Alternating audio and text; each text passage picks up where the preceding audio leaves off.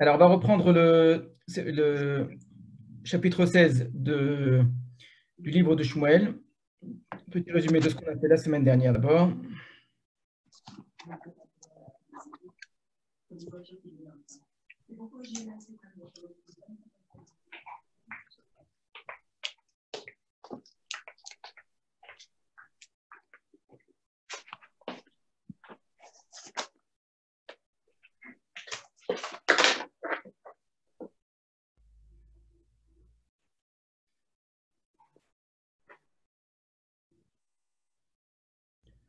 Voilà. Donc, le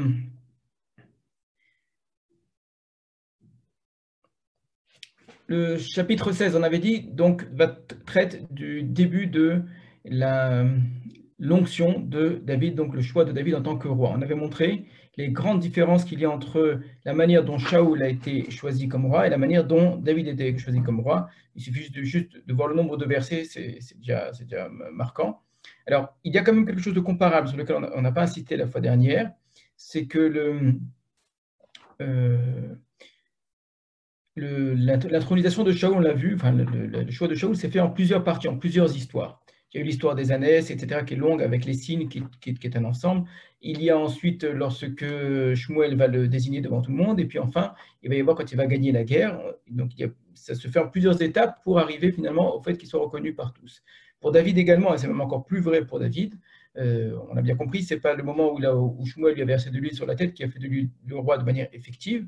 Il va y avoir là aussi plusieurs histoires, c'est même beaucoup plus long que Shaoul, puisque ça va durer sur des chapitres jusqu'à la mort de Shaoul, et même après la mort de Shaoul d'ailleurs, puisqu'il va être roi que sur la ville de Hebron au départ et la tribu de Juda, pour ensuite devenir roi d'Israël.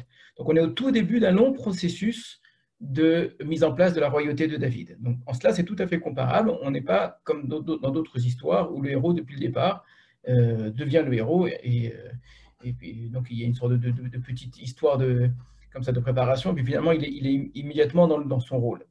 Pour Shaoul, ça s'est fait 3 fois, il a été mis en place, comme si ça aurait pu presque être 3 histoires indépendantes. Hein. On avait expliqué quelque chose qui est prophétique, une sorte de désignation prophétique, une désignation populaire, une désignation par la guerre, où il gagne, donc où il montre de quoi il est capable. Pour David, là aussi, on va avoir plusieurs étapes, plusieurs moments de désignation. La première, c'est celle qu'on en a lue, et qui est très étrange parce que c'est une désignation où ce qui ressort fortement, c'est l'idée on pourrait dire d'une désignation ratée. Et c'est très étonnant que Shmuel, le prophète, se trompe. Il ne sait pas, il est persuadé que c'est quelqu'un d'autre. Et c'est tout à fait particulier, on a essayé d'en parler la semaine dernière, la royauté de David commence de manière cachée. Elle commence de manière, non seulement cachée, c'est plus que cela, parce que cachée, c'est on sait qu'il y a quelque chose, mais on ne le trouve pas. Quand on se trompe, c'est pire, parce qu'on ne cherche même pas ailleurs, on est persuadé d'avoir trouvé. Donc c'est une royauté qui n'a pas du tout sa place, une royauté inattendue, une royauté surprise. Ça apparaît on a montré par de nombreuses facettes, en particulier le simple fait de dire que le père de David Ishaï avait 7 fils, 7 un chiffre total, il est venu avec ses 7 fils, personne n'imagine qu'il y a un huitième. Nous, on connaît la suite de l'histoire, on sait que David va arriver, mais imaginons qu'un lecteur qui lit pour la première fois, rien dans le texte ne lui fait supposer qu'il y a un huitième enfant. Surtout que le chiffre 8 est lui-même un chiffre inattendu. Donc c'est vraiment un enfant en plus, un enfant de trop, etc., sur lequel Midrashim vont beaucoup écrire, comme si c'était un fils qui n'était pas de la famille. Et c'est justement l'inattendu qui devient, lui, le roi. Ça, c'est une chose très importante. L'autre chose importante, c'est la non-réaction de David. David est complètement silencieux, il ne réagit pas. Ça ne veut pas dire qu'il est fier et qu'il est sûr et qu'il attendait ça. Ça ne veut pas dire le contraire non plus. Pour l'instant, on ne sait rien. Il semble subir cela sans réagir. Ce n'est pas quelqu'un qui subit comme Moshe qui ne veut pas le faire. Ce n'est pas comme Shaoul qui se sent trop incapable et timide, etc. Subit dans le sens que il ne dit rien. Voilà, il est complètement.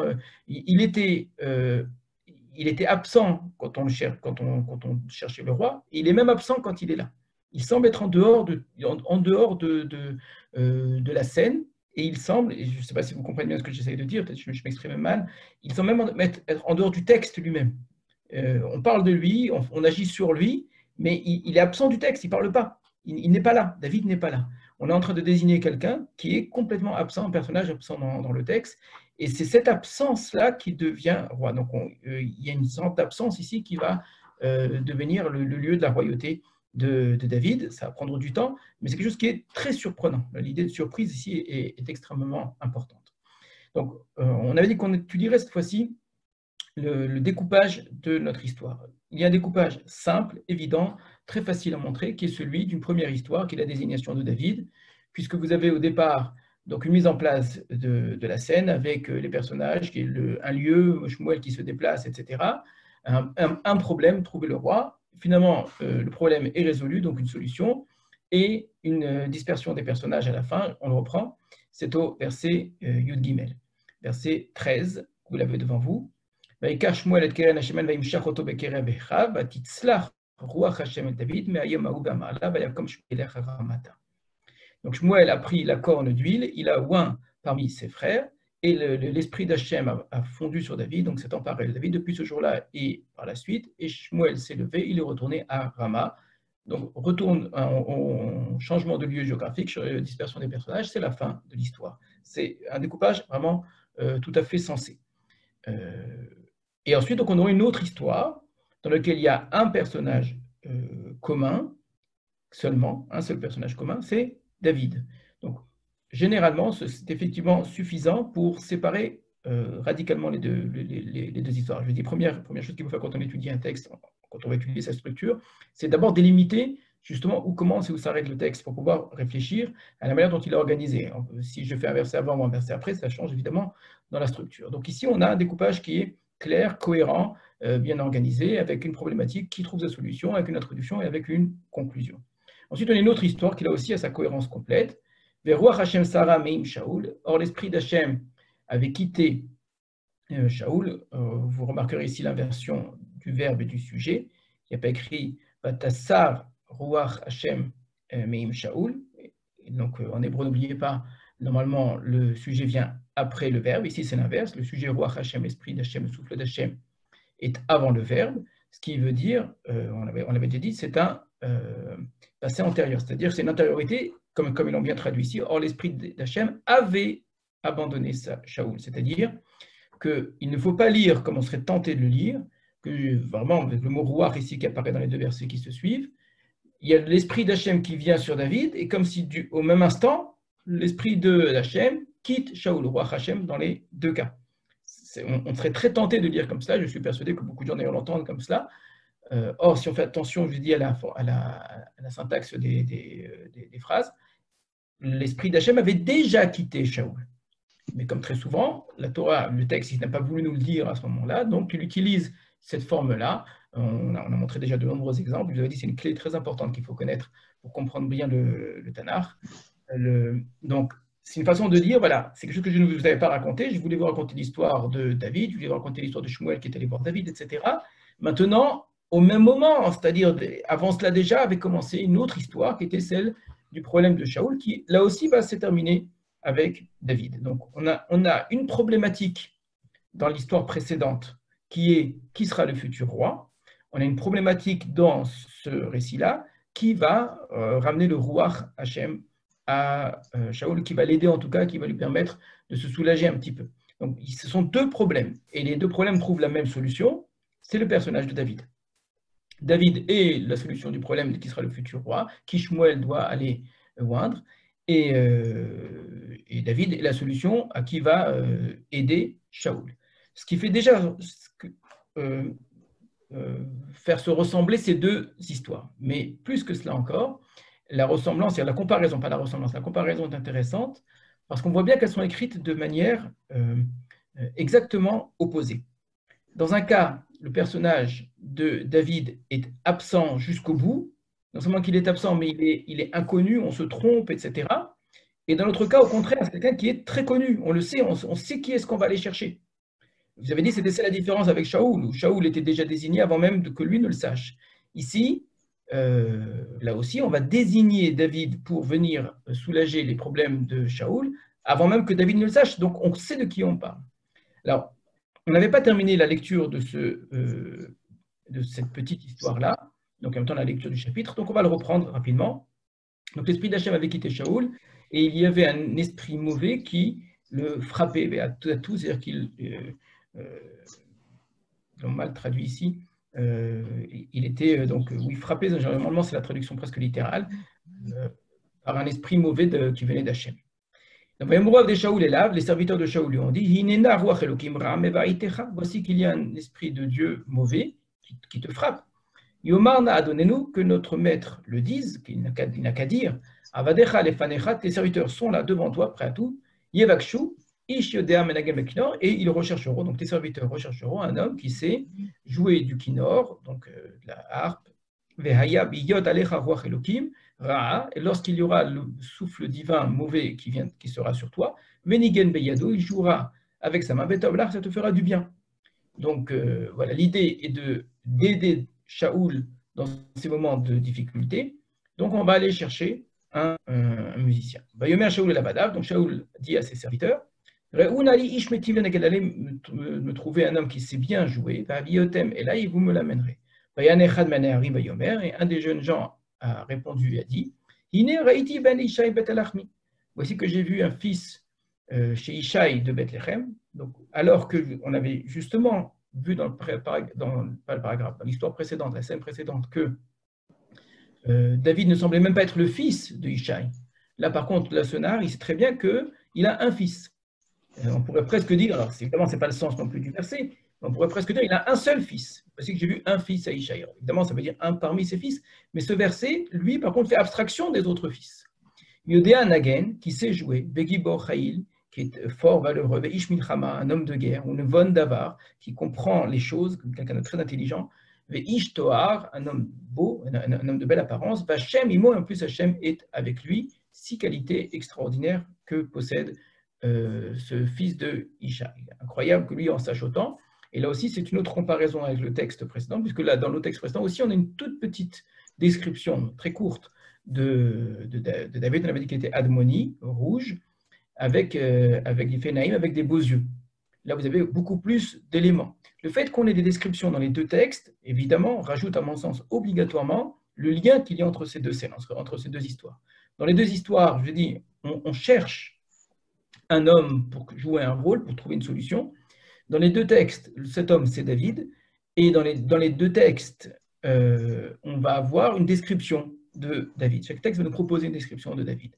L'opposition, c'est qu'on l'a dit, c'est que dans un texte, eh bien, on ne le trouve pas, et c'est Hachem qui est obligé d'intervenir pour le faire apparaître tout d'un coup. Dans le deuxième texte, c'est un simple Nahar qui le connaît très bien, qui sait tout de lui, etc. Donc, comparer ce simple Nahar à Shmuel, c'est quand même assez incroyable. Shmuel, le prophète, ne voit pas ce que le Nahar voit et sait parfaitement. Donc, Shaoul Malachim el Ishaï. Shaoul a envoyé des émissaires chez Ishaï. Bayomer, il a dit, Shilcha Elai David bincha asher batson, envoie vers moi David, ton fils, qui est dans le troupeau. Donc là aussi, vous voyez très bien, c'est pas comme Shmuel qui va vers David, c'est ce qui s'est passé vers Ishaï, etc. C'est l'inverse, on fait envoyer à Ishaï, on demande que Ishaï lui envoie David, etc. Vaikar Ishaï chamor lechem, venod yayin, ugdi eizim, echad. Donc Ishaï a pris chamor lechem, il y en a qui traduisent un âne plein de pain, enfin, portant du pain, il y en a qui traduisent chamor au sens, c'est une mesure de capacité, un volume de pain, peu importe. Une outre de vin, et Gdiizim, ce sont les éléments du premier signe que Shaoul devait voir quand il arrivait près de Bethléem, justement. Donc on retrouve ces signes-là de début de sa royauté dans les mains de David. David Beno al Shaoul, il a envoyé dans la main de David son fils vers Shaoul. Donc Shaï envoie vers Shaoul des cadeaux, des présents, il ne va pas envoyer David les mains vides. Mais David est venu vers Shaoul et il s'est tenu devant lui. Et il l'a aimé beaucoup. On a beaucoup parlé de ce verbe la semaine dernière. Le verbe aimer, il faut prendre vraiment au sens fort. C'est rare dans la Torah quand on parle d'un amour d'une personne pour une personne. C'est quelque chose d'amoureux, quelque chose de passionnel. Et il est devenu son écuyer. Vous voyez qu'il n'a été beaucoup plus que simplement un musicien ou quelqu'un, un thérapeute qui était là pour jouer de la musique. Il a joué un rôle qui était plus important. D'où l'importance des autres qualités qui n'ont rien à voir avec la musique, Gibor Chaïl, Ishmil Chama, etc. L'écuyer, c'est pas juste quelqu'un qui porte des armes, c'est quelqu'un qui, plus tard, peut très bien devenir un guerrier et pourquoi pas un jour un général d'armée, etc. C'est celui qui accompagne le roi qui doit savoir lui-même se battre et se défendre et défendre son roi. Ishlar Shaoul el Ishaï, il est mort. Donc Shaoul a envoyé à Ishaï en disant, on retourne vers Ishaï, il y a un mode na David que David se tienne devant lui, qui matza chen be'enai, car il a trouvé grâce à mes yeux. Donc il est venu, ça s'est bien passé. Non seulement qu'il a aimé, mais la première approche ici est très, très positive. Et on nous raconte comme une sorte de verset de conclusion qui résume pas juste cet instant-là, mais une sorte de temps continu, qu'à partir de ce moment-là, Ve'aya, V'yod ruach Elokim el Shaoul, lorsque l'esprit de Dieu était sur Shaoul, et là on a enlevé le mot Ra, mais on comprend en fait c'est le roi Elokim Ra, Ve'lakar David et Akinor, David prenait la harpe, Ve'nigem beyado, il jouait de sa main, Ve'ravach le Shaoul ve'tov lo. On traduit Ravach le Shaoul, Shaoul avait éprouvé du soulagement. Ravar, ça vient du mot revar qui veut dire la largesse. C'était comme quelqu'un qui est étriqué. Et là, ça donne le verbe tsar, tsar qui veut dire quelque chose qui est serré, mais qui veut dire oppressé en même temps, ça va ensemble. L'oppression, le sentiment d'être serré, l'esprit serré, le cœur serré, le souffle comme ça qui est. On a un sentiment qu'on est complètement comprimé, ça c'est la notion de tsar. Et l'inverse, être élargi, si je devais traduire littéralement, ça veut dire être soulagé, avoir un bonheur, avoir en tout cas un calme. Donc, Shaoul donc, était soulagé, Vetovlo, il avait du bien, Sarah me'alav ruach hara, et donc l'esprit de mal s'en allait de lui. Donc, la solution au problème a été trouvée par David. Voilà pour l'encadré de ce petit récit. Alors, vous avez volontairement le mot ruach qui est mis en. Ici, que j'ai fait ressortir en jaune, vous avez 7 fois le mot ruach, une fois le mot ravach. 7 fois, on n'est pas étonné. Sauf que, si on reprend le découpage dont on a parlé précédemment, c'est-à-dire du verset 1 au verset 13 compris, la première scène, avec introduction, un problème, une solution et une conclusion, on trouve tout ça clairement, à partir jusqu'au verset 13. Ensuite, à partir du verset 14, jusqu'au verset 23, on a une autre histoire où là aussi on a un problème, une solution et une conclusion. Très bien. Sauf que le mot ruach apparaît à la fin de la première scène, au verset 13. La première fois que le mot ruach apparaît, c'est quand le ruach Hashem descend sur David. Et c'est un lien évidemment très fort parce qu'on termine là-dessus, c'est le premier mot qui va introduire le deuxième récit. Donc c'est un lien extrêmement fort entre ces deux scènes. On ne peut pas dire que ce sont deux histoires complètement coupées, en dehors de ce que je vous ai déjà dit, qu'elles suivent un schéma qui est comparable, que dans les deux histoires, vous avez une description de David, dans les deux histoires, David est la solution à un problème, bien sûr, mais il y a un lien au niveau des mots qui est très très fort. Le mot phare qui termine le premier récit, c'est le mot ruach, et le mot phare qui commence le récit suivant, mais qui non seulement le commence, qui va être le mot-clé du récit suivant. Alors qu'avant, dans le premier récit, le mot ruach n'apparaît pas du tout. Jamais on trouve le ruach Hashem auparavant. Le ruach Hashem n'apparaît qu'à la fin, au verset 13. Alors, généralement, lorsque vous avez un mot-clé comme cela, les mots-clés sont une sorte de marqueur d'un récit, pour encadrer un récit. Là aussi, ce n'est pas suffisant. Le découpage que je vous ai donné tout à l'heure est très logique, très cohérent. Deux scènes, une de 13 versets et une de 10 versets. Sauf que, si j'observe le mot ruach comme un mot-clé, excusez-moi,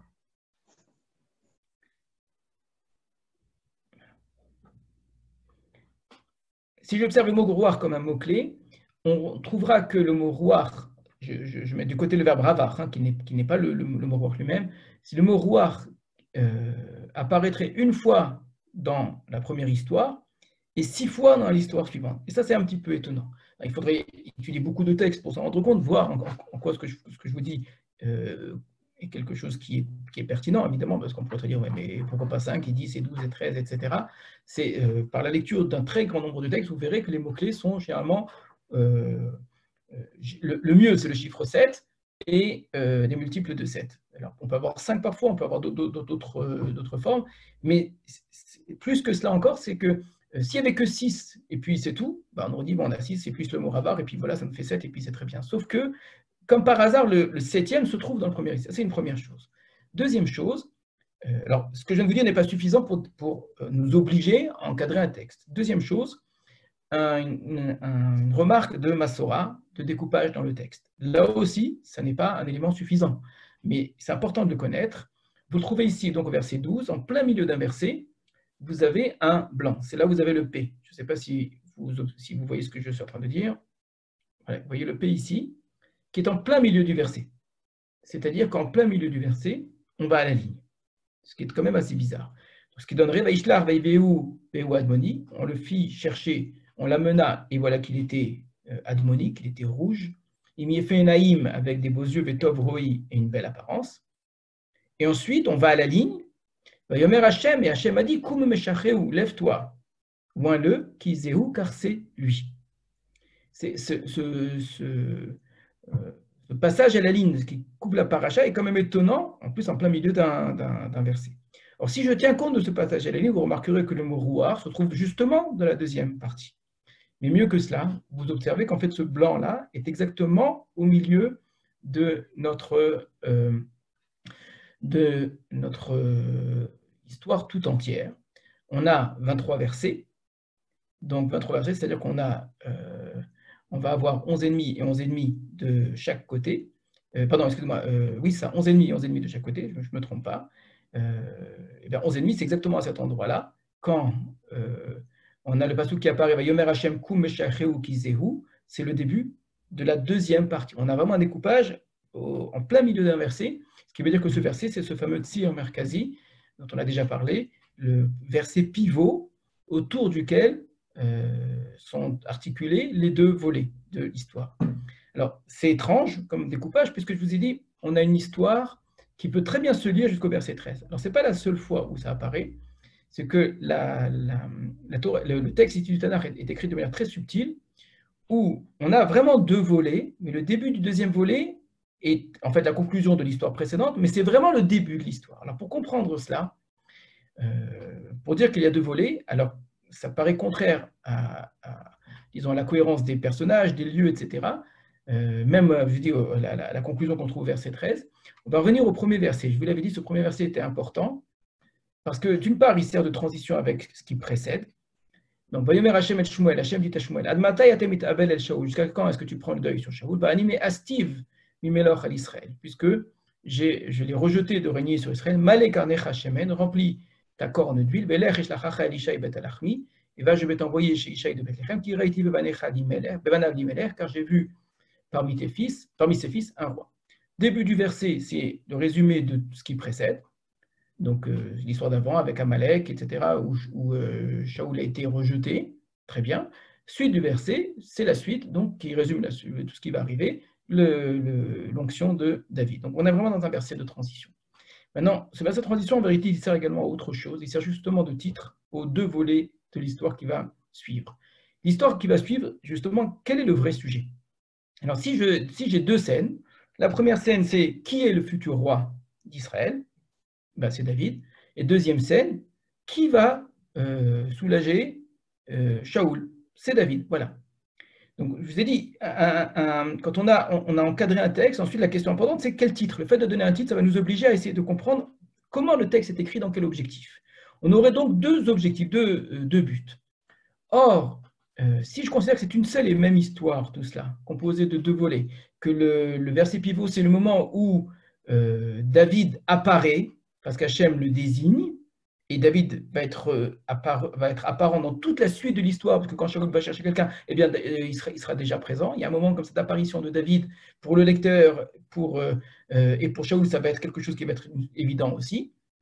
Eh bien, l'objectif, on ne pourra pas dire, c'est d'une part désigner le futur roi, et d'autre part, c'est soulager Shaoul. Il y a un objectif qui est désigné dans le premier verset, c'est en quoi Hachem rejette Shaoul, et en rejetant Shaoul, trouve déjà la solution. L'histoire, la deuxième scène, ce n'est pas la scène qui a pour dire le titre, ça n'est pas du tout, le but, ce n'est pas du tout de dire qui va remplacer, qui va soulager Shaoul. C'est déjà en vérité qui va remplacer Shaoul auprès de lui. C'est-à-dire que quand on nous dit Hachem a méprisé Shaoul, on nous montre ce mépris-là, on nous l'illustre par ce Ruach Ra, justement, qui se trouve sur lui.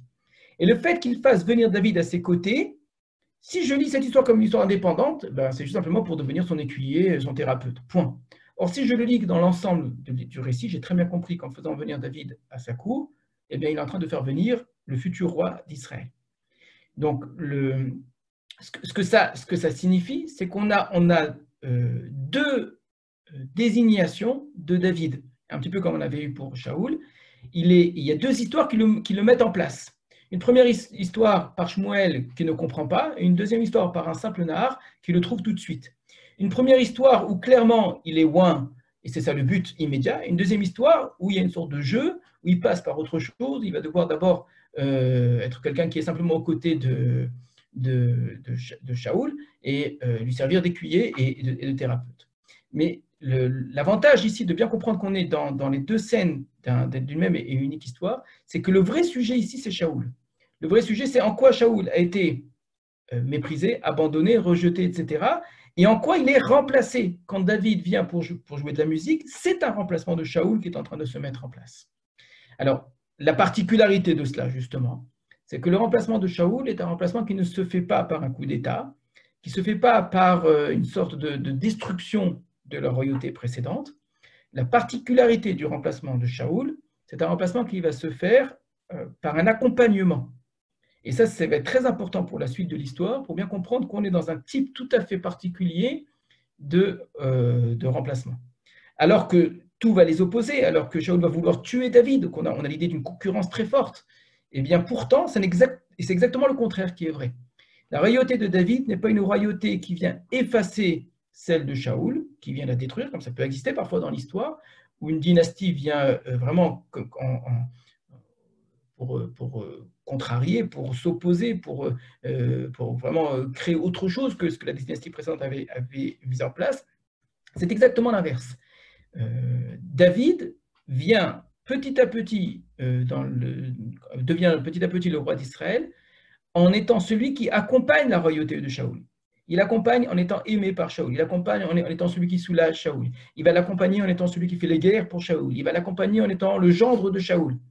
Donc, autant d'éléments qui vont montrer que la royauté de David et la royauté de Shaoul ne sont pas une royauté qui vient se renverser par une autre, comme si la royauté de Binyamin était détruite pour être remplacée par la royauté de Juda. Pas du tout. Il faut vraiment voir comme si la royauté de David enveloppait celle de Shaoul. La royauté de Shaoul est quelque chose qui reste, qui demeure, qui a eu, on pourrait dire, ses limites. Elle ne peut pas continuer parce qu'elle a eu ses failles. Eh bien, celle de David ne vient pas dire tout ce qui est avant, c'est mal, il faut le détruire. Celle de David vient comme une continuité, comme quelque chose qui vient permettre à cette royauté de continuer à persister. Et l'idée est très forte, puisque justement, parce que David a le roi Hachem en lui, il ne va pas éteindre le roi Hachem de Shaoul, il va permettre au roi Hachem d'être avec Shaoul et que le roi Ra s'en aille. David a besoin de Shaoul, au sens que David a besoin d'une royauté qui est déjà établie. On va revenir sur cette idée-là. Pourquoi est-ce qu'il a fallu passer par Shaoul? Quelque chose de tragique hein, dans l'histoire de Shaoul. David a besoin que cette royauté soit mise en place, d'une part, et Shaoul a besoin de David, parce que sans David, Shaoul est perdu. Donc cette alliance de David et de Shaoul est une alliance qui est utile aux deux. David ne peut pas être le roi d'Israël maintenant, c'est impossible. Il a besoin que la royauté de Shaoul aille jusqu'à son terme, et Shaoul ne peut pas être le roi d'Israël s'il n'y a pas David à ses côtés. Alors, la problématique, c'est quand Shaoul ne sera plus capable de supporter cela, il va essayer de tuer David, mais en tuant David, il se tue lui-même. Donc, on est dans un type de remplacement qui est tout à fait particulier, bien que ce n'est pas un père et son fils, ce qui est généralement le cas lorsque c'est comme cela. C'est vraiment deux royautés différentes avec deux noms différents, au sens que là c'est Binyamin, là c'est Yehuda, là c'est Rachel, là c'est Léa. Donc on pourrait dire deux univers hein, complètement différents. Il faut vraiment l'entendre comme cela. Et je voulais montrer par une royauté qui a besoin d'être établie, construite, annoncée avec des signes, etc. Une royauté au contraire qui est tout à fait informelle, qui n'a besoin de rien, on ne la voit pas, on ne la comprend pas, elle est surprenante. Une royauté qui est presque artificielle d'un côté, une royauté qui est naturelle de l'autre côté. Ce sont vraiment deux types complètement différents de royauté. Et pourtant, l'une et l'autre vivent en symbiose, au sens propre du mot symbiose, c'est-à-dire que l'une a besoin de l'autre, l'une profite de l'autre et donne à l'autre. Il n'y a pas de parasite ici. Shaoul n'est pas un parasite de David qui ne peut pas être roi. David n'est pas un parasite de Shaoul comme Shaoul le croit parce qu'il l'empêcherait d'être. Pas du tout. On a une symbiose parfaite, extraordinaire entre l'un et l'autre qui peut donner des choses merveilleuses. Et c'est quelque chose de très étonnant. cette royauté puisse s'établir de cette façon-là. Donc, j'essaie de vous montrer, de manière peut-être un petit peu technique, hein, on a effectivement l'impression d'avoir deux histoires, et c'est écrit comme deux histoires, mais en vérité, profondément, la structure est une structure où on a une idée qui est comment est-ce qu'Hachem méprise, c'est vraiment l'introduction, hein, qui annonce ce qui va se passer, méprise Shaoul, et comment David devient roi. Il devient roi et à travers la désignation de Shmuel, et il devient roi à travers le fait qu'il devienne écuyer. Donc les deux choses participent à la même mise en place de David. Alors, on va maintenant aborder un point qui est important, qui est justement ici l'opposition entre Binyamin et Yehuda, entre Rachel et Léa, et entre ces deux royautés-là. Il y a quelque chose qui est tragique, hein, vraiment très amer, hein, dans l'histoire de Shaoul, quelqu'un qu'on attendait, qui était extraordinaire, qui était bon, etc., qui n'avait rien demandé. Hachem lui-même n'avait rien demandé, c'est le peuple qui avait voulu, c'est l'unique peuple qui a tellement insisté, et lui était toujours très, très proche de ce peuple-là, qu'il a aimé et qu'il aimera tout le temps. C'est quelqu'un qui va toujours être très proche de son peuple et qui va tout faire pour son peuple. Ça ne va pas être un tyran, Shaoul, ça ne va pas être quelqu'un qui va abuser, ça ne va pas être quelqu'un qui va multiplier ni les richesses, ni les femmes, ni les palais, ni rien. Jamais, jamais, jamais, durant toute sa vie. Ça va être vraiment un bon roi, au sens d'un roi aimé de son peuple et entièrement au service de son peuple.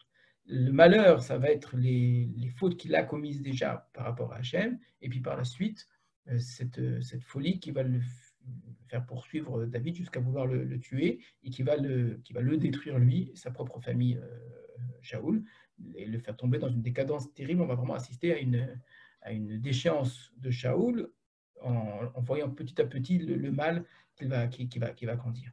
Alors, c'est quelque chose qui est vraiment très, très, très, très, très gênant. Quand on lit cela, on a le sentiment que c'est un coup pour rien, que c'est vraiment quelque chose de manqué, quelque chose de raté. Ici, d'une certaine façon, le peuple a voulu un roi, on leur a donné, et on avait vu cette explication-là, une de celles qui étaient données, et encore une fois, ce n'est pas la seule, il y en a qui sont tout à fait opposées, hein. Une des explications par rapport à la question de savoir est-ce que c'est bien d'avoir un roi, est-ce que c'est pas bien, est-ce que c'est une mitzvah ou pas, une des explications était de dire que c'était trop tôt, que la royauté c'est très bien, mais il fallait attendre. Alors, effectivement, on peut très bien lire notre histoire de cette façon-là. À vouloir faire les choses trop tôt, on les fait mal. Il suffisait d'attendre un petit peu et on aurait les choses les plus merveilleuses et les plus belles qui soient au bon moment. Il faut savoir attendre, c'est vrai pour tout dans la vie, forcer un enfant trop tôt à faire des choses pour lesquelles il n'est pas encore capable, c'est non seulement ne pas lui permettre de réussir tout de suite, mais c'est l'empêcher de réussir après, parce que, étant donné qu'il a eu une mauvaise expérience au début dans son apprentissage, il n'est pas prêt ensuite à vouloir faire les choses de la meilleure façon. Et c'est pour énormément de choses, c'est vrai, comme ça dans la vie. Une première approche entre deux personnes a été négative, et comme elle a été négative parce qu'ils n'étaient pas mûrs tous les deux à ce moment-là, c'est juste un manque de préparation, de disposition. Alors, ils ratent quelque chose qu'ils auraient pu avoir s'ils avaient été mûrs tous les deux au bon moment. Donc, on a un petit peu ce sentiment-là, où Hachem dit très bien, vous voulez un roi, je vous le donne. Et on dit, mais comment est-ce qu'Hachem peut leur donner alors qu'il n'est pas d'accord? Réponse, très bien, ils le veulent, ils l'auront, maintenant c'est à eux de subir. Et on assiste effectivement à une forme d'illustration de cette erreur du peuple. On vous a donné le meilleur, hein, ce n'est pas Hachem qui a choisi quelqu'un de mal juste pour vous embêter, pour vous montrer que vous êtes trompé. Hachem va dans votre sens et vraiment, il essaye de faire pour le mieux, puisqu'il vous propose la meilleure personne qui soit. Et même la meilleure personne qui est, et bien pourtant, ça produit un résultat catastrophique. Il suffit d'attendre un petit peu, et là vous avez le super-héros qui arrive, celui qui est vraiment la personne qu'il faut, qui n'a besoin d'aucun signe, d'aucune préparation, d'aucune désignation, qui est naturellement le roi qu'il fallait. Bon, il fallait attendre une génération, et vous auriez eu David au bon moment. N'ayant pas eu David au bon moment, alors vous allez avoir la guerre, vous allez avoir la haine, vous allez avoir la concurrence, vous allez avoir des problèmes, etc., etc., etc. Tout ce qu'on va observer dans la suite du livre de Shmuel. Donc c'est une lecture qu'on peut très bien avoir de notre texte. En même temps, et en parallèle, et même si c'est une autre lecture, ça n'empêche pas qu'elles soient les deux vraies en même temps, on retrouve ici un schéma classique du Tanakh dans l'opposition Rachel et Léa. Alors, ce que je vais vous proposer maintenant, certains l'ont déjà entendu, ça fait partie de... Je n'ai pas trouvé de mots pour exprimer cela en termes techniques. On a déjà observé plusieurs techniques d'étude du Tanakh, ce que j'ai appelé des motifs, ce que j'ai appelé une structure, ce que j'ai appelé un découpage, etc., etc. Il existe dans le Tanakh des lignes de force. C'est un petit peu comme ça que j'appelle j'appelle cela. Des lignes de force, c'est des choses qui n'apparaissent pas dans une première lecture. Le texte ne le dit pas de manière explicite, mais vous avez une sorte de schéma récurrent sous des formes très différentes les unes des autres qui apparaissent tout le temps. Alors, j'appelle ça une ligne de force quand ça vient, ça prend vraiment depuis Bereshit, depuis très tôt, depuis Lavot jusqu'à la fin du Tanakh, et si on devait poursuivre dans la pensée juive jusqu'à nos jours. Ces lignes de force-là, c'est par exemple la notion de Teshuvah dans l'histoire, la notion de Géoula, etc., la notion de Tikkun, sont des grandes lignes de force du Tanakh. Il y a deux lignes fortes dans le Tanakh qui s'opposent, qui sont parallèles, hein, si vous voulez, mais en étant parallèles justement, chacune va essayer d'attirer vers elle l'attention de pôles très forts, qui est celui de Rachel et celui de Léa. Que vous trouverez sous d'autres formes, c'est probablement, je ne peux pas vous l'affirmer de manière absolue, mais c'est probablement un aspect de l'opposition, Yaakov et Esav par exemple, Caïn et Evel aussi, on le retrouvera dans Rachel et Léa. Rachel et Léa vont représenter deux identités d'Israël. Alors évidemment, nous on le sait très bien, à eux deux, elles forment Israël. C'est finalement ce qui s'est produit. Mais à l'origine, ça n'était pas du tout ça ce qui était prévu. Jacob n'a jamais voulu se marier avec Rachel et Léa en même temps, donc il n'a jamais eu l'idée d'associer les deux, de les combiner, de créer avec elles deux une identité qui serait celle d'Israël. Jacob n'avait qu'une seule intention, c'était Rachel. Par la ruse de Lavan, et c'est Lavan ici clairement dans le texte qui est derrière cela, il s'est marié avec Léa. Mais quand j'appelle ligne de force, c'est qu'on comprend très bien qu'en fait, ça échappe d'une certaine façon à la volonté des acteurs. Comme si Hachem, qui est derrière, fait en sorte que ça advienne d'une manière ou d'une autre. Si ça n'avait pas été sous la forme de Lavan, ça aurait peut-être pris une autre forme, et donc la liberté humaine est préservée, on ne va pas rentrer dans cette question-là. Mais comme si Yaakov devait supporter ou porter à la fois les deux idées, celle de Rachel et celle de Léa. Et à partir de là, on peut essayer de déterminer qu'est-ce qui correspond à Rachel, et ce sera vrai dans toutes les générations, et qu'est-ce qui correspond à Léa. Pour être Rachel, il ne suffit pas, c'est pas que cela, généalogiquement, un descendant de Rachel. Évidemment, ça sera très fort. Quelqu'un qui est descendant de Rachel, eh bien, il représentera Rachel. Donc, c'est vrai pour Shaoul, ce sera vrai pour Esther, ce sera vrai pour les rois du royaume d'Israël. Et quelqu'un qui est descendant de Léa, eh bien, il représentera Léa, ce sera vrai pour Yehuda, ce sera vrai en partie pour Lévi, Lévi un peu particulier, parce qu'il va quitter justement cette dualité-là. Mais ce sera vrai pour Shimon, ce sera vrai pour tous ceux qui sont descendants de Léa, ils porteront en eux cette idée forte de Léa. Mais il n'y a pas que la généalogie qui joue. Il ne suffit pas de voir, il est descendant de Rachel ou il est descendant de Léa. Il y a une sorte de schéma Rachel dans l'histoire, que dans tous les domaines de la vie, le rapport à la nature, le rapport à l'histoire, le rapport à la science, le rapport à la loi, le rapport à Dieu, etc., le rapport aux humains, le rapport à la société.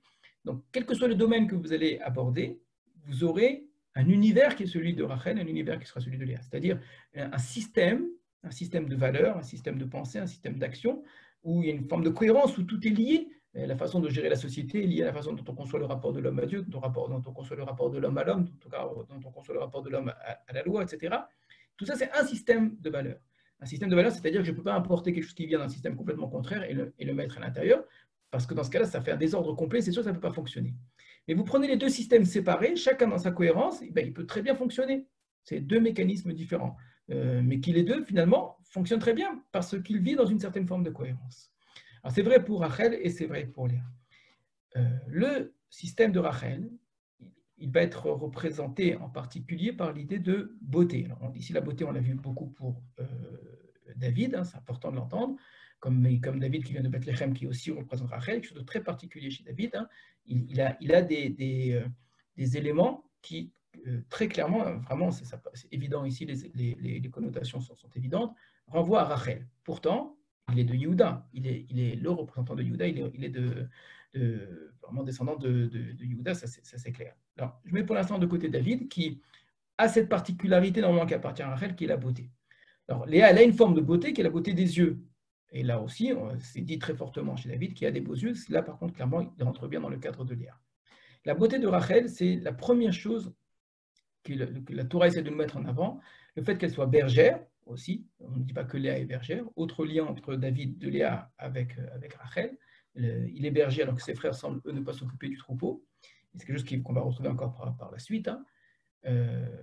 Et il y a dans l'histoire de Rachel une sorte de schéma répétitif qui va être celui d'une réussite, de quelque chose de grandiose, et qui va tout le temps se terminer par une sorte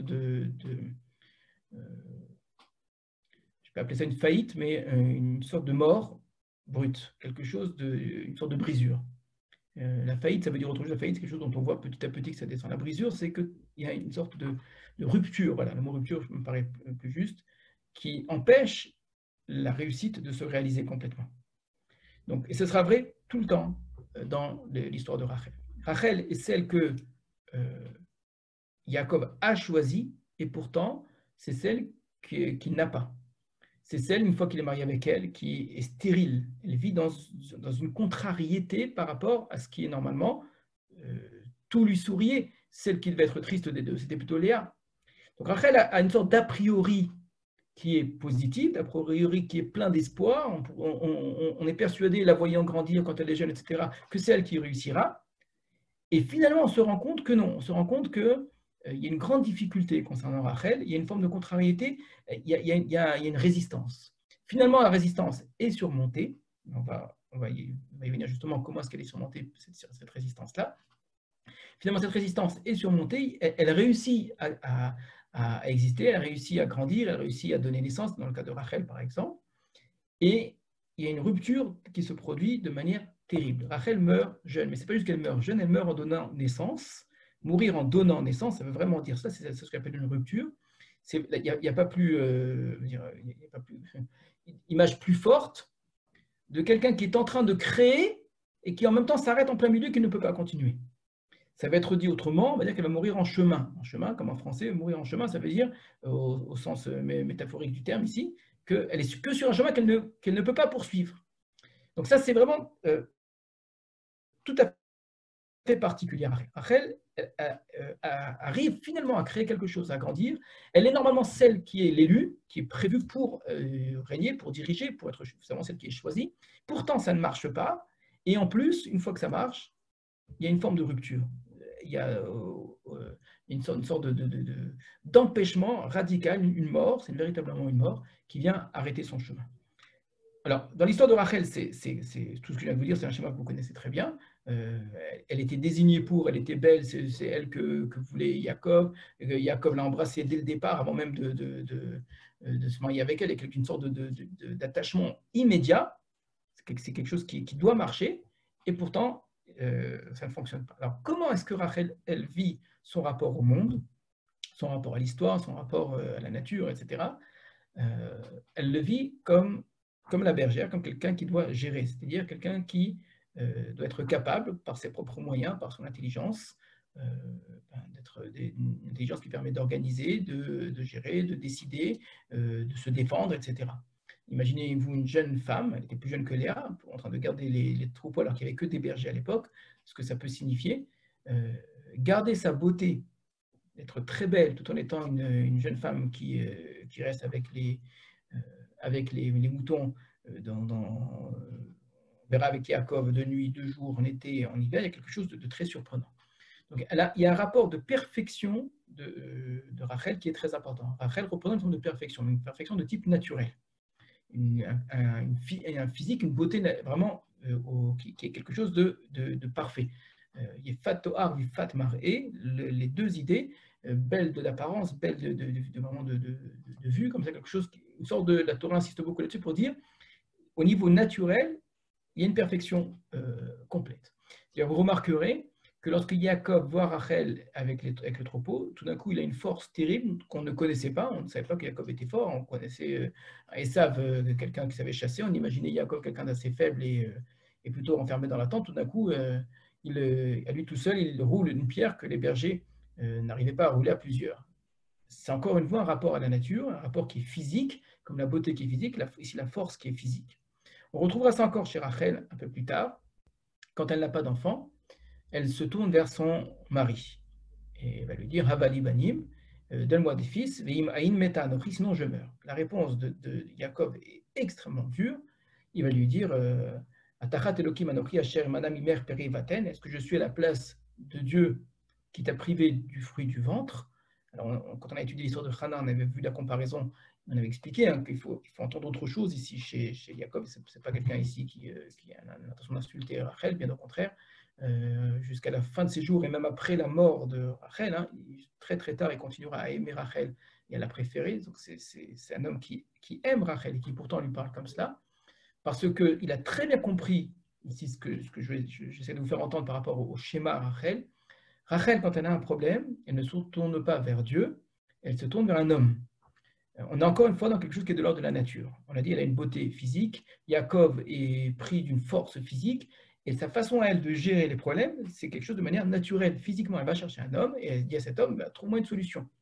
Et l'homme qui lui dit, suis-je à la place de Dieu? Ce qui veut dire qu'il est en train de dire à Rachel, pour toi, l'homme est à la place de Dieu.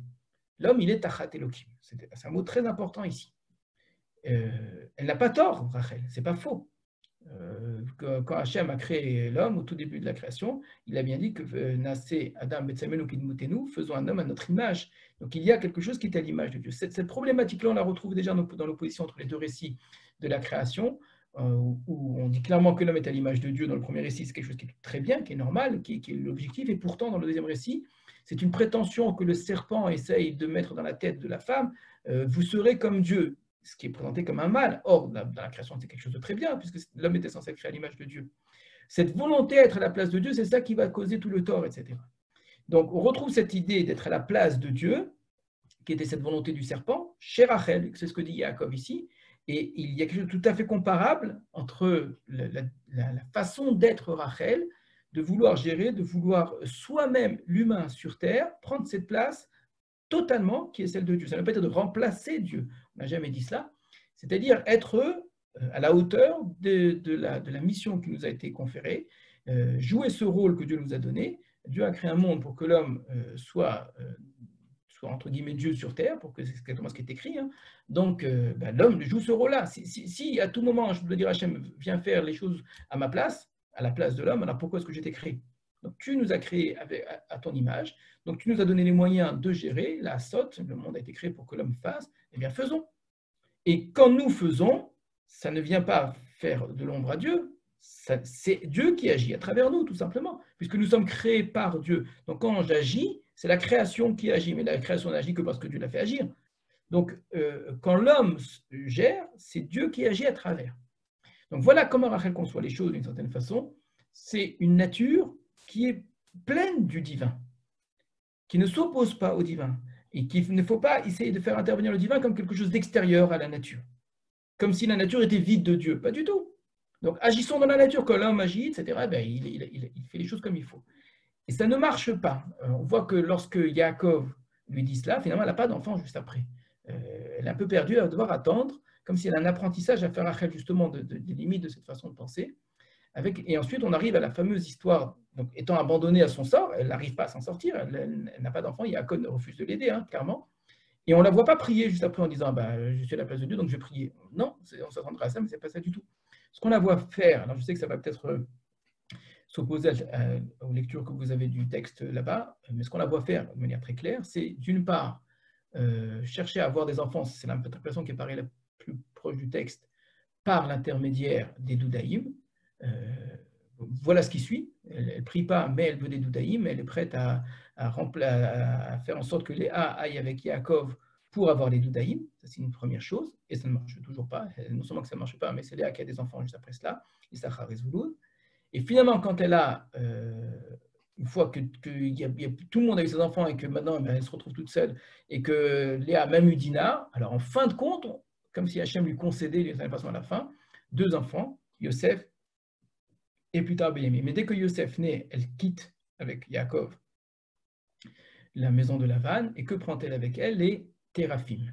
Et ces fameux Téraphim, alors on pourra toujours dire que c'était pour ne pas que son père fasse de l'Avodat Zara. Rien dans le texte au niveau du Pshat permet de dire les choses comme cela, que c'était ça son intention, que Lavan divinisait ces Téraphim, ça s'entend, même si les Téraphim ne sont pas des idoles en tant que tels. C'est plus des objets de magie, des objets qui servent trouver des solutions à des problèmes. Donc, par le fait de faire parler les téraphim, eh bien, on arriverait à résoudre toutes sortes de problèmes, à se faire aimer ou faire causer du tort à autrui, etc. Peu importe, un petit peu comme les poupées vaudou, là, si vous voulez. Eh bien, Rachel prend les téraphim avec elle. Prendre les téraphim, ça va encore dans le même sens, c'est-à-dire, les téraphim représentent cette façon de vouloir être capable de dominer le monde avec les objets du monde lui-même. On sent très bien le danger extrême qu'il y a de tomber dans la Avodah-Zara. Et le grand danger de la pensée Rachel, ça va être un danger d'Avodah-Zara. Alors, on arrête avec Rachel, on continue avec Yosef. Yosef, vous verrez, c'est exactement la même chose. On a exactement le même schéma que Rachel. L'amour de départ, il est aimé, préféré, etc., comme sa mère, il est beau comme sa mère. Non seulement ça ne lui réussit pas, ça ne lui cause que du tort, exactement comme Rachel, mais finalement, elle est aimée, mais ce n'est pas elle qui s'est mariée, c'est Léa qui s'est mariée. Et bien la même chose, il est détesté de ses frères, il est vendu, etc., etc. Il réussit, devient vraiment le vice-roi d'Égypte, il fait venir ses frères, et le livre de Bereshit s'arrête là-dessus, il meurt en Égypte. Et on nous donne son âge, 110 ans, alors on dit, ben, il est mort vieux, il est mort le plus jeune de toute sa famille, et c'est une mort qui est tout à fait comparable à cette rupture dont je vous ai parlé, mourir sur le chemin. Il meurt sur le chemin, il y a écrit, il est mort, et donc il a été enterré et mis donc, dans un tombeau en Égypte. On ferme le livre de Bereshit, on ferme le tombeau de Yosef en même temps en Égypte, et on laisse les béné Israël sombrer dans l'esclavage à ce moment-là. Cet homme qui a fait venir sa famille avait comme responsabilité de s'occuper de sa famille, de lui donner à manger, de la sauver, et c'est ce qu'il a fait, qu'il est Miryash et la Khani Elohim, et Hachem a envoyé pour vous faire survivre, pour vraiment vous sauver la vie, autrement ils seraient tous morts de faim. Donc il a réussi, mais réussir, ce n'est pas s'arrêter là, réussir, c'est une fois que c'est terminé, les ramener en Eretz Israël, et ne pas les laisser en exil. Donc voilà un homme qui joue son rôle de chef, mais qui tout en jouant son rôle de chef, tombe sur le chemin. Et en tombant sur le chemin, eh bien, il laisse son peuple à la proie, à la merci ici d'un grand malheur. Donc, et ça, c'est vraiment le schéma de Rachel que vous voyez ici, qui est une beauté, une réussite a priori, une sorte il est capable de gérer, d'organiser l'ensemble de la société égyptienne et l'économie égyptienne. Donc, par son intelligence, on voit tout son stratagème par rapport à ses frères également. C'est un homme qui, et sans arrêt, il aura le nom de Dieu dans sa bouche pour dire que tout ce qu'il fait, c'est Dieu qui le fait. Pourtant, Hachem ne lui a jamais parlé. Il n'est pas prophète, Yosef. Il n'a jamais entendu Dieu lui parler. Même les rêves qu'il a fait, il n'y a pas de parole divine. Il y a Yosef qui est au centre, dans le deuxième rêve, avec les étoiles autour de lui, à la place de Dieu. Il est exactement Tachat Elohim, c'est ce qu'il dira à ses frères à la fin. Il dira les mêmes mots que son père. Tachat Elohim Ani, est-ce que je suis à la place de Dieu? Vraiment les mêmes mots, sauf que au lieu de dire qui t'a privé du fruit du ventre, il dira qui peut faire payer le bien pour le mal, quand il va venir s'excuser devant lui. Donc, Yosef, comme Rachel, a tout pour lui. C'est une sorte de figure comme ça, de beauté, une figure de naturel comme ça, tout à fait aboutie, où on a l'impression que ça devrait très bien marcher, et ça marche à un moment, mais finalement, il y a une rupture. Alors, on peut poursuivre, et l'exemple qui va suivre, évidemment, ça va être celui de Yoshua. Yoshua aussi, c'est celui qui fait rentrer le peuple Israël en Eretz Israël, qui fait des guerres, donc c'est un rapport qui est physique, c'est celui qui a fait la guerre contre Amalek, le premier, c'est lui qui va donner la terre au peuple, qui va le partager, encore une fois, c'est le rapport à la terre, et qui va mourir sans avoir terminé son travail, c'est ce que le texte dira et répétera plusieurs fois, et dans Sefer Yoshua et dans Sefer Shoftim, pour dire qu'on ne peut rien lui reprocher dans ce qu'il a fait. Il a tout très bien fait, sauf qu'il n'a pas fini ce qu'il avait à faire. Et l'idée de ne pas finir ce qu'on a à faire, c'est laisser une faille, laisser un problème qu'ensuite on n'est plus capable de gérer. Et ça va être une catastrophe vraiment énorme. C'est toute la période des Shoftim, très très très dure, dont on a du mal à se relever encore là maintenant dans Sefer Shmuel. Donc, le fait que Yoshua n'ait pas fini, le texte le dira vraiment de nombreuses fois, c'est ça qui va être la cause de tous les malheurs d'Israël pendant les siècles à venir.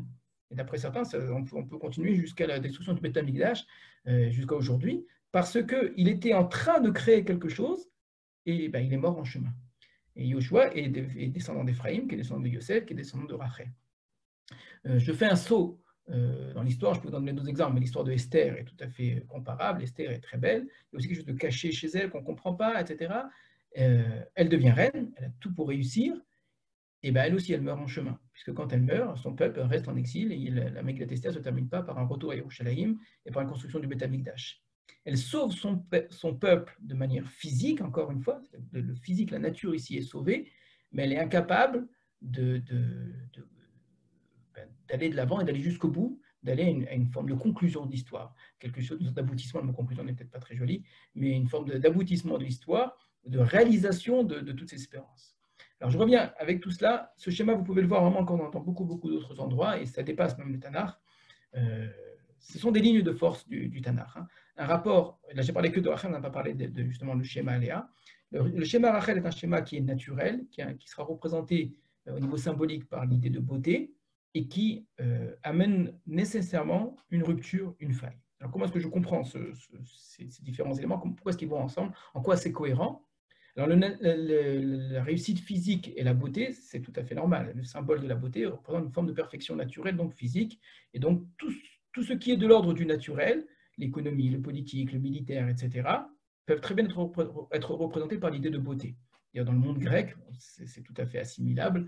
L'idée d'esthétique est très importante, parce que c'est une forme de perfection naturelle et ça renvoie à l'idée d'une maîtrise de la nature. Un monde qui serait parfait. Ce qui signifie la chose suivante, que si un problème se pose dans le monde, un problème de n'importe quelle nature, un problème moral, un problème religieux, un problème de société, etc., les solutions sont dans la nature. Et celui qui est capable de les trouver, c'est l'homme. Alors, on peut évidemment avoir une lecture athée à partir de là, c'est-à-dire sans Dieu. On évacue complètement l'idée de Dieu. Mais on peut avoir en même temps, tout en ayant cette vision extrêmement naturelle du monde, une vision complètement au service de Dieu. Et c'est vraiment l'exemple de Yosef est extraordinaire, où on conçoit que tout ce qui est fait bien, tout ce qui est réussi dans ce monde-ci, eh bien c'est Dieu qui l'a voulu. Et quand c'est raté, c'est que l'homme justement n'a pas été à la hauteur. Dieu t'a donné les moyens, Dieu t'a donné l'intelligence, Dieu t'a donné un cœur, Dieu t'a donné une volonté de bien faire les choses. Il ne t'a manqué de rien, il ne t'a pas mis dans un monde sans être capable de gérer ce monde. Donc si un problème se pose dans ce monde-là, tu possèdes les moyens intellectuels, physiques, imaginaires, artistiques, etc., pour trouver des solutions. Ça, c'est la vision Rachel, où l'homme reste à l'intérieur de ce monde. Et pourtant, cette vision-là, qui est celle d'une nature et qui est représentée par l'idée de beauté, arrive nécessairement à une rupture, à une faille. Il y a une sorte de limite comme ça. Pour l'instant, on peut juste poser la chose, sans aller jusqu'au bout de son explication. Ce que ça signifie, c'est qu'une vision de ce type-là, la Torah l'admet, la conçoit tout à fait, mais en même temps, elle considère, en tout cas à partir du moment où l'homme a quitté le Gan Eden, que cette idée-là est insuffisante. C'est que c'est une idée idéale, c'est un idéal extraordinaire, mais un idéal qui n'est pas réaliste totalement, qui a sa place, mais qui en même temps n'est pas quelque chose qui est capable d'aller jusqu'au bout. C'est que l'homme tel qu'il est, ça c'est ma lecture aujourd'hui, c'est après la faute d'Adam et Chava, dans ce monde-là, le rapport à la nature est un rapport qui est faussé. Pour que l'idéal de Rachel soit vraiment réussi, pour qu'il ne pose aucun problème, pour qu'il aille jusqu'au bout, il faudrait que l'homme et la nature, donc l'homme et vous avez compris, donc, et l'histoire, etc., vivent dans une totale harmonie. Que l'humain n'a pas été altéré, est un élément qui vit en totale harmonie avec le reste de la nature. Donc, et vivant en totale harmonie à l'intérieur de la nature, si le moindre problème de la nature se pose, la nature trouve elle-même les solutions. Elles sont là, il faut juste qu'on aille les chercher et l'humain est là pour les chercher.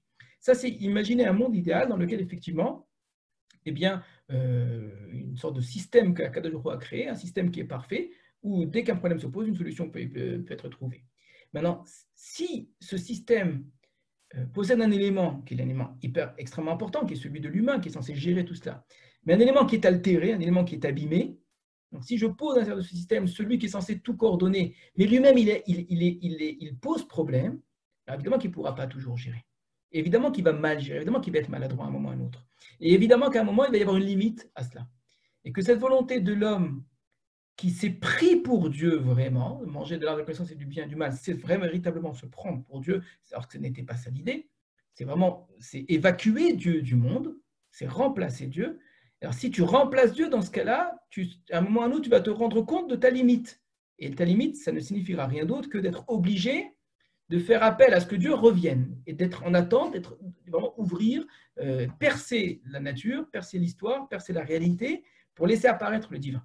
Ça, c'est la vision Léa. La vision Léa est une vision justement qui s'en remet à Dieu, mais pas comme quelqu'un évidemment qui ne fait rien, qui attend que Dieu fasse tout à sa place, ça n'a aucun sens de dire ça, mais quelqu'un qui a conscience qu'on vit dans un monde qui est limité, où l'homme n'est pas justement capable de tout gérer, de tout organiser, etc. Mais en même temps, il a ce devoir d'y arriver et il a un rapport au divin qui est beaucoup plus instinctif, beaucoup plus naturel. Autant Rachel, tout ce qui a un rapport à la nature qui est évident, elle est en symbiose avec la nature. Léa, elle serait comme en symbiose, elle serait dans un rapport fusionnel avec Dieu lui-même. Et c'est le rapport au miracle, par exemple. Dans la vision Rachel, Yosef, etc., il n'y a strictement aucune place au miracle. Le miracle, c'est une violation des lois de la nature. C'est une intrusion de Dieu dans l'histoire, une intrusion de Dieu dans la nature. C'est quelque chose qui est insupportable. Dans le schéma de Léa, c'est exactement le contraire. Le miracle est quelque chose qui est attendu, parce que le miracle, c'est une relation à Dieu. C'est la chance extraordinaire, le mérite extraordinaire de vivre un moment de manière vraiment une expérience comme ça, d'une présence divine dans la nature et dans l'histoire. C'est quelque chose de merveilleux, c'est quelque chose qui est très attendu. Donc voilà ici deux mondes. Alors on arrive maintenant, avec tout cela, excusez-moi d'avoir fait une si longue digression, à Shaoul et David. Shaoul et David vont représenter ici une royauté. Donc royauté, il faut bien entendre, c'est un terme très important dans la Torah, c'est-à-dire une façon de gérer la société, l'histoire, etc. Donc, une façon d'organiser la nature. Donc, Shaoul représente cela. Il est celui qui vient du peuple, celui qui est voulu par le peuple. Donc, il a ce rapport à l'humain. Il est quelqu'un qui est très grand, comme si on avait dit la nature l'avait choisi elle-même. Il est là, par sa simple taille, il correspond très bien. Il était attendu par les hommes et donc il correspond au mieux, vraiment, comme le terme le dit très bien, au mieux à ce que la société peut espérer. Mieux que cela, ce serait dépasser les lois de la nature. Dans ce qui est de l'ordre naturel, on ne peut pas trouver mieux. Mais trouver mieux que Shaoul, ce serait sortir du cadre de la nature. Sortir du cadre de la nature, vous le savez, en termes symboliques, c'est passer du chiffre 7 au chiffre 8. C'est l'exemple de David. David est le 8e. Celui qui est juste avant lui, rappelez-vous, quand on avait dit,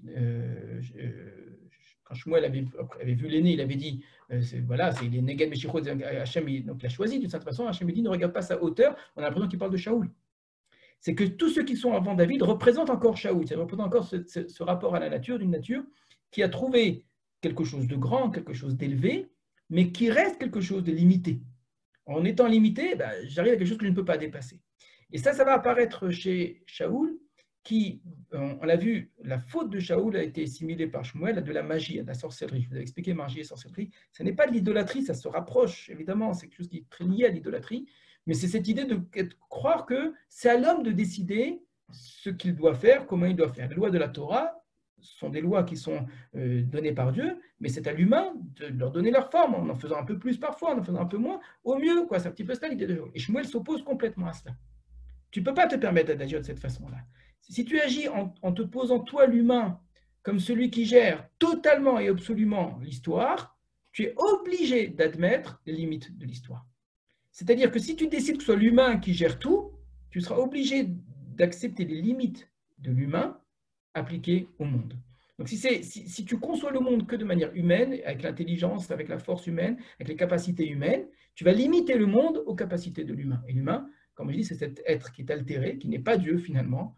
Eh bien, tu empêches le monde de se réaliser complètement. C'est ce qui oblige, je vous ai dit, à cette forme de rupture.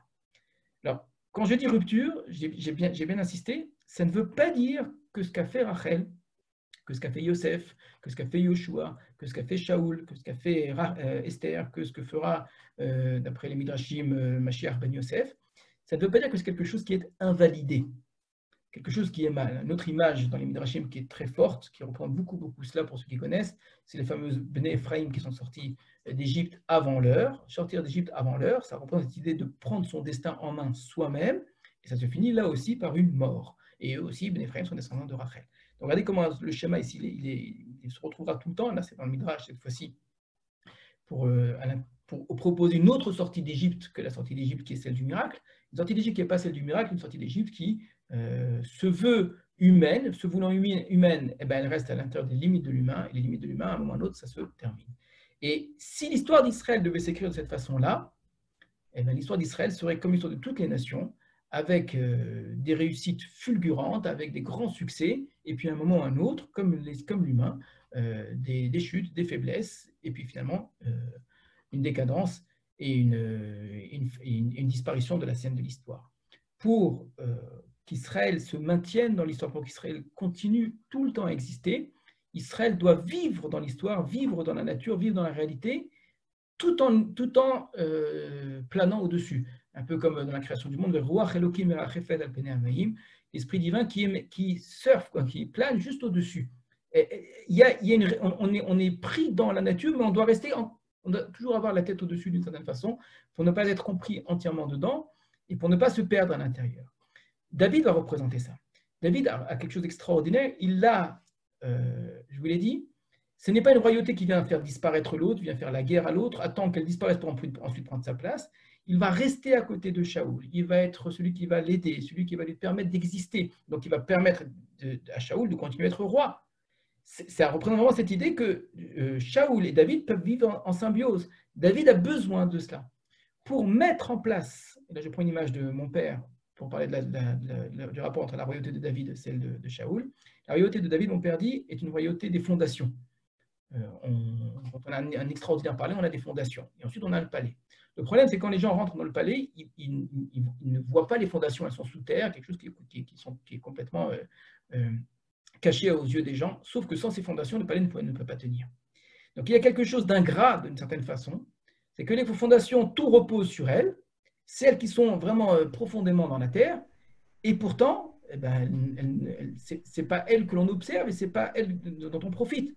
C'est le palais qui attire tous les regards, d'une part, mais ce n'est pas juste une question de regard, c'est le palais qui est la réalité même de l'existence finalement. Mais sans les fondations, ça n'est pas possible. Rachel ne peut pas aller jusqu'au bout, on l'a montré, parce qu'elle est à l'intérieur des limites de la nature. Eh bien, à l'inverse, Léa ne peut pas commencer l'histoire. Parce que pour commencer l'histoire, c'est comme cette graine que je vais mettre dans la terre, qui doit pourrir dans la terre, etc. Si cette graine est trop aseptisée, si cette graine est trop nettoyée, etc., elle ne va jamais pousser. Il faut une sorte d'harmonie entre la terre et la graine, de ressemblance, pour que l'un et l'autre puissent se vivre en osmose et finalement que quelque chose sorte. Mais si ce que je plante en terre n'a rien à voir avec la terre, quelque chose de complètement miraculeux, etc., ça ne va jamais pousser. Donc pour que les choses prennent racine, elles ont besoin de ressembler au terreau dans lequel elles vont être placées. Donc la royauté de Léa, la réussite de Léa, la messianité, si vous voulez, de Léa, est une messianité de l'aboutissement, de la réalisation, du dépassement, du retour, comme on pourrait dire, du tikkun, de la réparation totale du monde. Très bien. Mais ce n'est pas possible de but en blanc, comme cela. Parce qu'il y a une sorte d'étrangeté, d'absolue différence entre ce que représente Léa et le monde dans lequel elle vit. Et donc, il faut d'abord que Rachel soit mise en place pour que Léa vienne. Alors, c'est dit de manière très claire dans notre texte, les fondations de la royauté d'Israël, de l'armée d'Israël, de l'unité du peuple d'Israël ont été mises en place par Shaoul. C'est Shaoul qui a fait cela et qui a réussi à le faire. David a profité de cela. C'est dit de la même façon quand je vous dis que David accompagnera tout le temps Shaoul, même s'il va devoir fuir, mais normalement, Shaoul a besoin de lui et David a besoin de lui. Ce n'est pas David le premier qui a créé l'armée, la société d'Israël. Il en a profité d'une certaine façon. Mais regardez comment c'est dit dans la Torah elle-même, entre Rachel et Léa, de manière incroyable. Si Jacob avait vu Léa en arrivant à Haran, il n'aurait pas voulu se marier avec Léa. Il n'y avait pas d'attirance particulière pour Léa. Donc, il ne se serait rien passé. Donc, ensuite, voyant Rachel et Léa, il aurait mis de côté Léa, il aurait voulu Rachel. Donc Léa n'est pas celle vers qui l'histoire a priori se porte. Jacob, clairement, ne voit pas en elle celle qui pourra être celle qui va fonder le peuple d'Israël. Donc comment Léa entre dans la famille de Jacob, c'est incroyable. Parce que Jacob veut Rachel. C'est vraiment pour cela. Parce qu'il veut Rachel, alors par une ruse de Lavan, alors on lui donne Léa. Mais s'il n'avait pas voulu Rachel non plus, si Jacob n'avait pas voulu Rachel, eh bien, il n'aurait pas eu Léa non plus. Léa profite, il y a quelque chose qui ressemble vraiment à du parasitisme là-dedans, excusez-moi de le dire, mais c'est présenté sous cette forme-là. L'histoire de Léa vient comme une histoire accrochée à celle de Rachel. Parce que Rachel est désirée, et elle est désirée parce qu'elle correspond de manière évidente, de manière harmonieuse. Il y a une sorte d'adéquation comme ça, immédiate, quelque chose qui est de l'ordre au premier regard, hein, qui crée de l'amour, qui crée vraiment une sorte d'attachement qui ne se remet même pas en question. C'est une sorte d'évidence. Rachel est de l'ordre de l'évidence, comme Shaoul est de l'ordre de l'évidence au départ. Eh bien, il y a quelque chose d'évident au départ qui va permettre à ce que quelque chose qui était inattendu, surprenant, inimaginable, puisse se réaliser ensuite. Je le répète dans les mêmes mots que j'ai dit tout à l'heure, pour que ce soit bien clair. Si Yaakov n'avait pas voulu Rachel, il ne se serait jamais marié avec Léa. Donc, Léa profite de l'amour de Yaakov pour Rachel. Mais c'est exactement la même chose qui est chez nous. Il y a une sorte d'évidence de la royauté de Shaoul au départ, elle est signifiée, annoncée, accomplie, etc.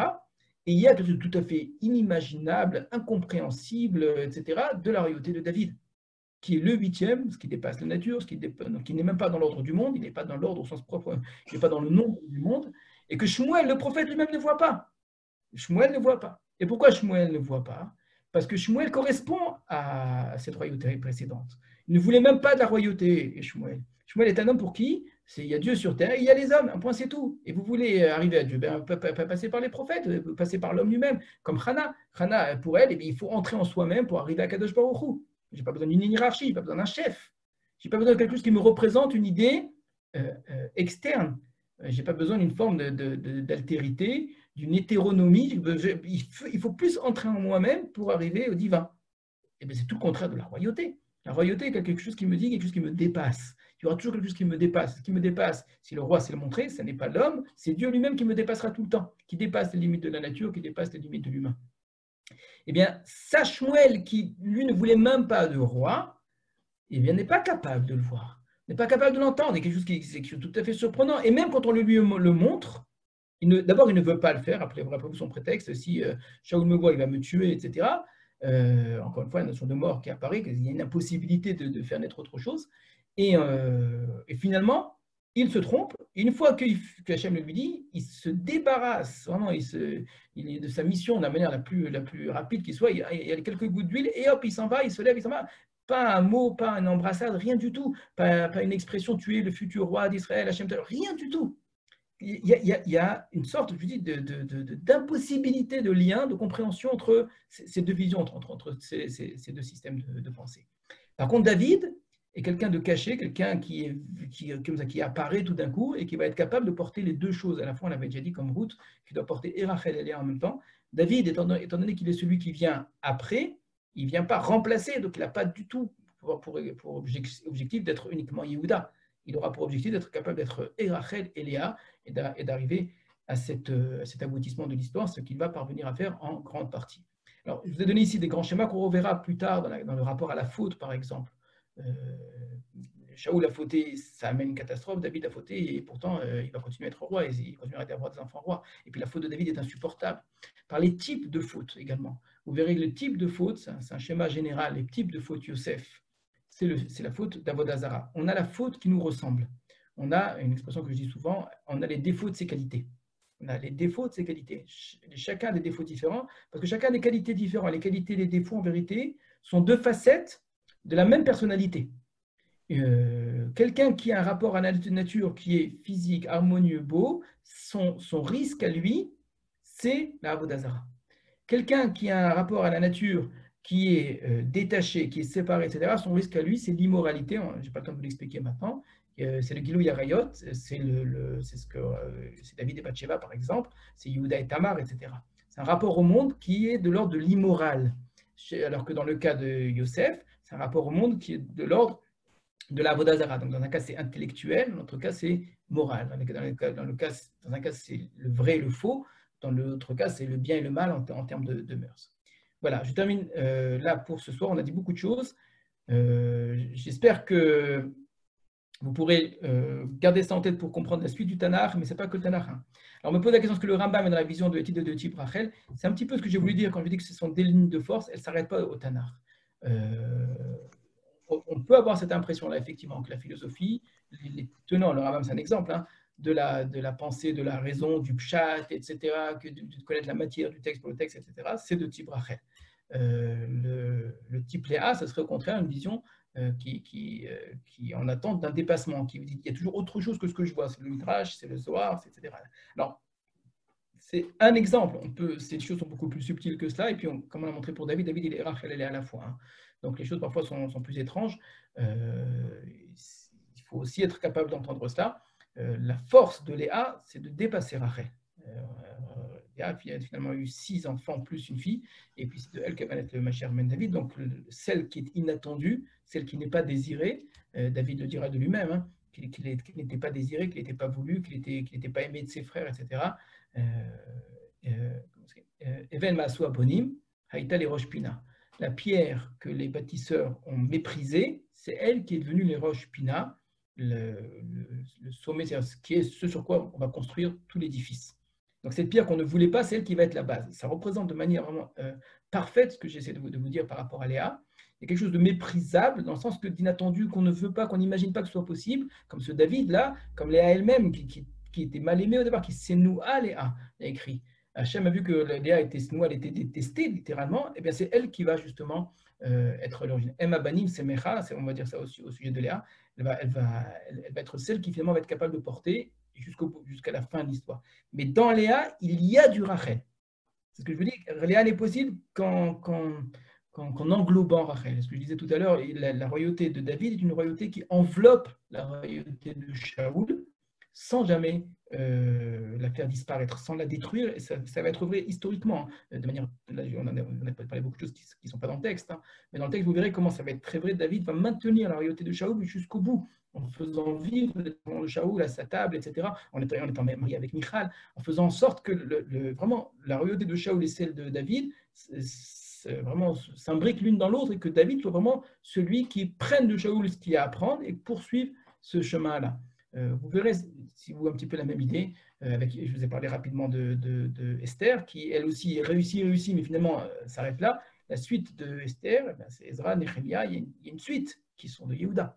Ils sont pas et qui font appel à autre chose justement que ce Dieu qu'on ne voit pas dans la Megillat Esther. Donc il y a avec Ezra et Néhémia une réalité, un Mizbeach, un Beth Amikdash qui est construit, etc. On est dans l'ordre du Yehuda à ce moment-là.